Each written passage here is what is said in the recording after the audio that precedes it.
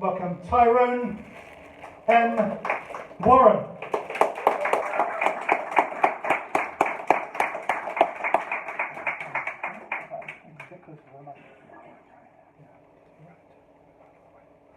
Hi.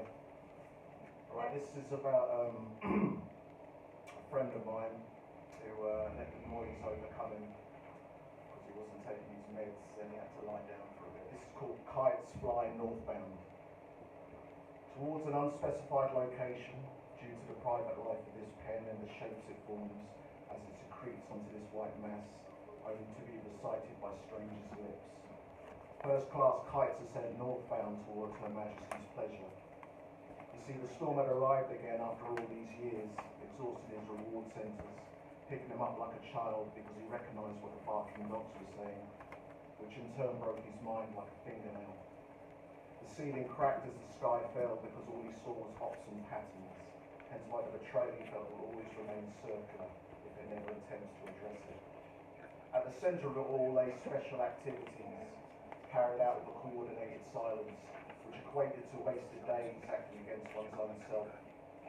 A life caught through a succession of frames captured through matter, motion and time, now reduced to a life of an indoor cat, where that soft underbelly should be hidden from a certain minorities that now break bread, because their metals they possess will ruin you before tea time. Alone at midnight, where the only true comfort that is felt is discomfort, not by the way of bedsheet or origami delivered by self-hatred when all light has been extinguished, but through reflection, be it mental or physical, as well as the meditation that we describe. You need to take your medication. There's no shame in that, there's no shame in that at all. Anyway, expect another kite from me in November. Keep your head and stay busy. Take care, bro.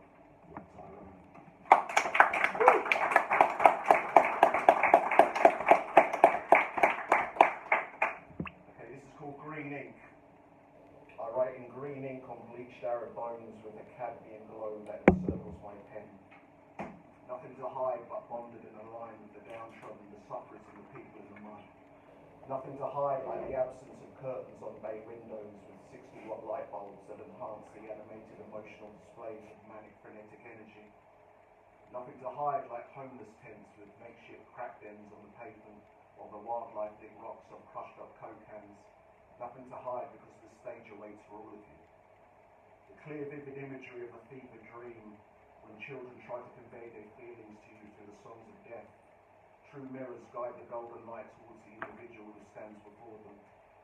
Heart on their sleeve, sword by their side, while invisible poets briefly reveal themselves to sketch their words into existence and slide back. Small objects will be temporarily captured. Back channels will be contacted and made aware of this graveyard that is full of the indispensable. My tongue is the spray can, and these forums, these blank walls, are the foil that brings my pieces to life. Fragmented memories along with those intrusive thoughts that broke the equilibrium of a quiet life. Indonesian handmade ornate daggers incorporate your familial bloodlines, a balance between good and evil, plus the energy of yesterday's past. Fragmented memories and the mentality of the opposing force. The answer is the jigsaw, to descend and to rebuild these pieces and to retrieve the visions of the Indonesian daggers that had been drawn at dawn. Nothing to hide, nothing to hide. That sliced through God's light before Ronan could yawn. The swarm of bees were in attendance that day, paying their respects, as they were always on this frequency, hence why they showed up in numbers when we laid them to rest.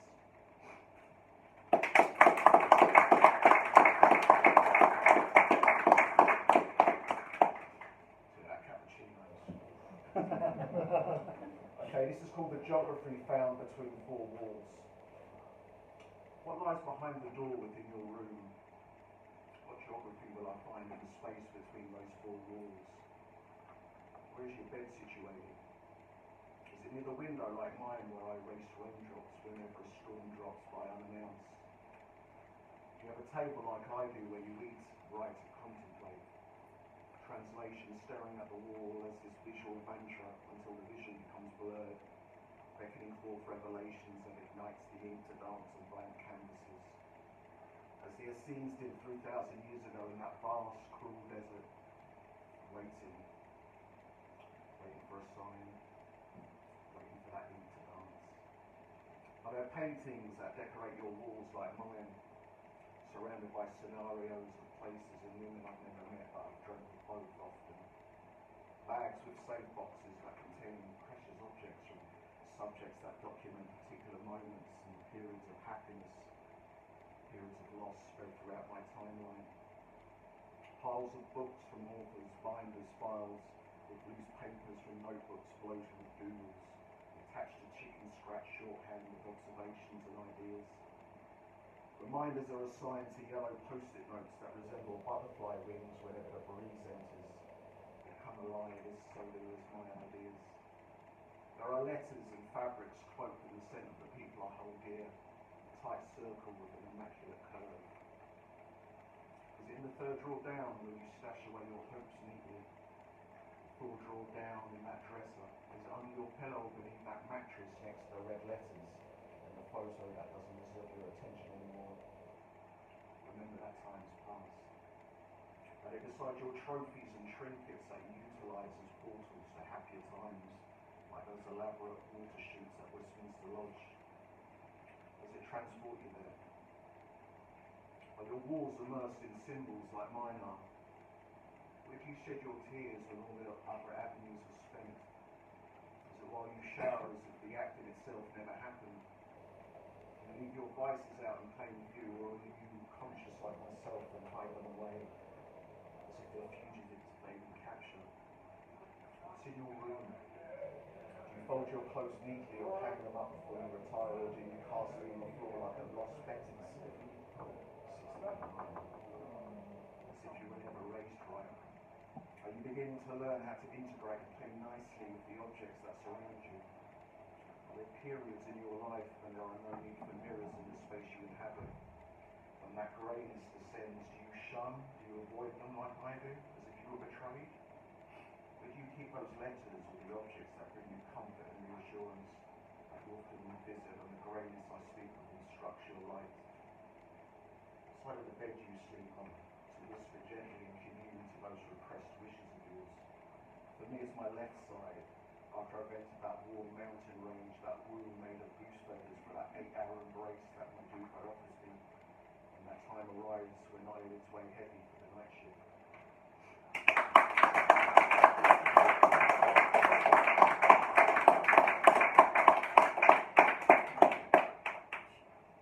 This one's called Bed Bugs, No Plasters. The bespoke tailor of my own timeline with impeccable stitching.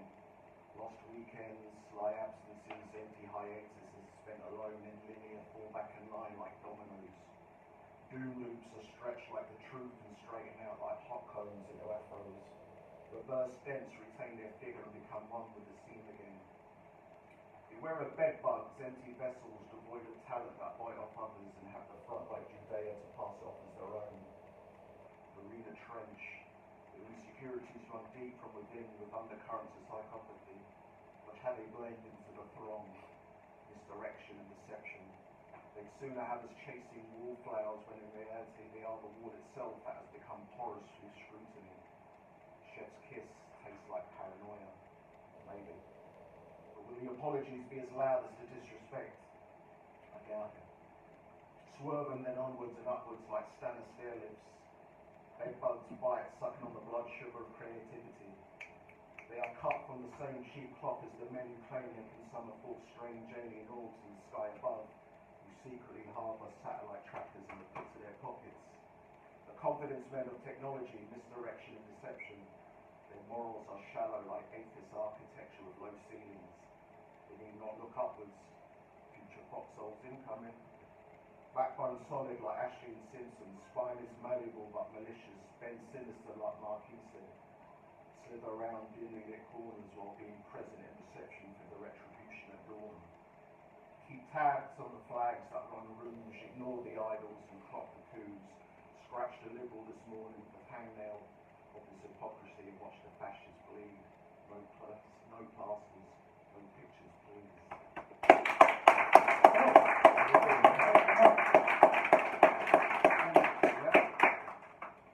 I'm going out like this.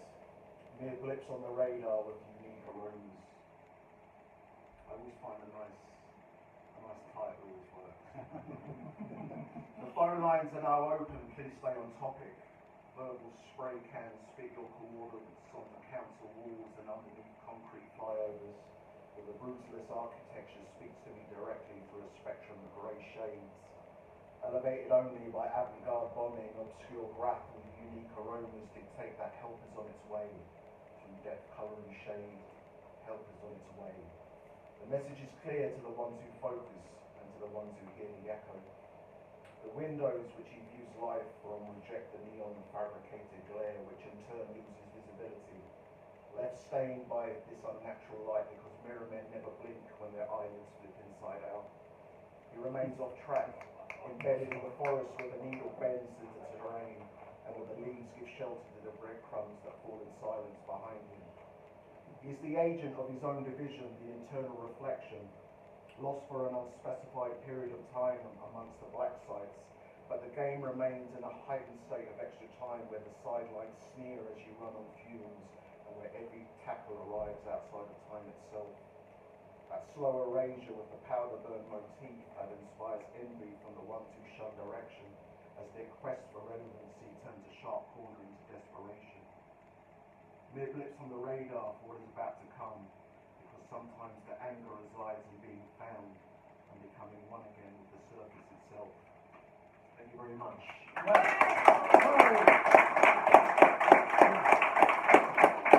Give it up again for Tyro